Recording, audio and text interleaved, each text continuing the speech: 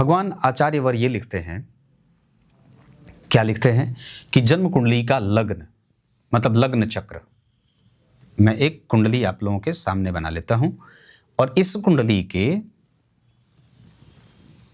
अगर आपके पास आपकी कुंडली है तो उसे रख लीजिए और मैं जो समझा रहा हूं, समझाने की कोशिश कर रहा हूं उसको समझ लीजिए।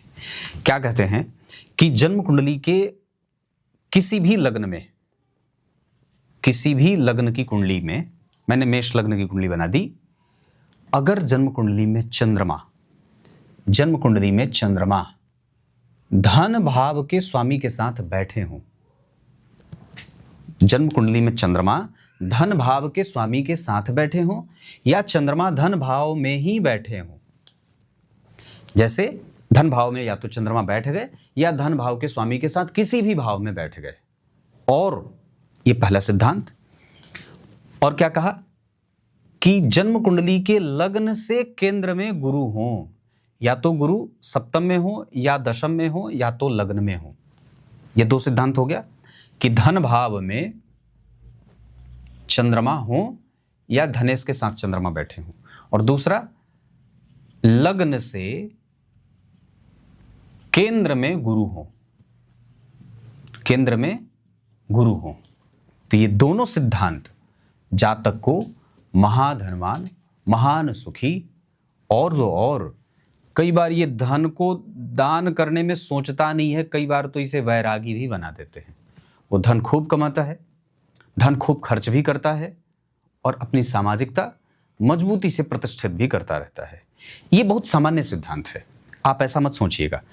ये बहुत ही गौड़ और प्रमुख सिद्धांत है। एक सिद्धांत जो चंद्रमा को लेकर के ही हो, इसको मैं लिख देता हूं ताकि आप लोग इसे समझ लें। ये कहता है कि जहां पे लग्नेश बैठे हैं, आपकी कुंडली में लग्नेश जिस भाव में बैठे हैं, ठीक है, लग्नेश जिस भाव में बैठे हैं, लग्नेश मान लीजिए मैंने 2 नंबर की कुंडली बना दी, यहां 3 लिख दिया, यहां 4, यहां 5, यहां 6, 7, 8, 9, 10, 11, 12, 1। ये सूत्र समझिए। पहला जी वाला मैंने बता दिया। दूसरा है कि लग्नेश जहां कहीं बैठे हो, मैंने लग्नेश को सप्तम भाव में बिठा दिया और उनके ठीक पीछे चंद्रमा बैठे हों। लग्नेश के ठीक पीछे अगर चंद्रमा बैठे हैं तो व्यक्ति के जीवन में लक्ष्मी मैया खोजते उसके पास आ जाती है।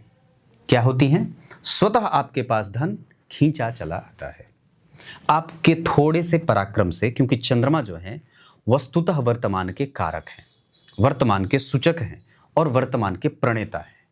तो जिस भी जातक की कुंडली में लग्नेश का पीछा चंद्रमा कर रहा हो, ये किसी भी लग्न की बात होगी तो ये सिद्धांत लागू होगा। 1 नंबर की भी कुंडली होगी तो यही सिद्धांत लागू होगा कि लग्नेश से कहां, कितने नजदीक बैठे हैं चंद्रमा, बहुत दूर बैठे हैं। अब याद रखिएगा कि ये लग्नेश के ठीक पीछे बैठेंगे, 12 में नहीं कहे जाएंगे। ये सिद्धांत इस वजह से ही मैंने आज ये कार्यक्रम में जोड़ा है, क्योंकि लग्नेश आपकी कुंडली में जहां बैठे वहां से ठीक अगर पिछले भाव में चंद्रमा बैठे हैं तो वहां ये बात नहीं कही जाएगी कि लग्नेश से 12 में बैठे हैं मतलब दूर हैं, नहीं।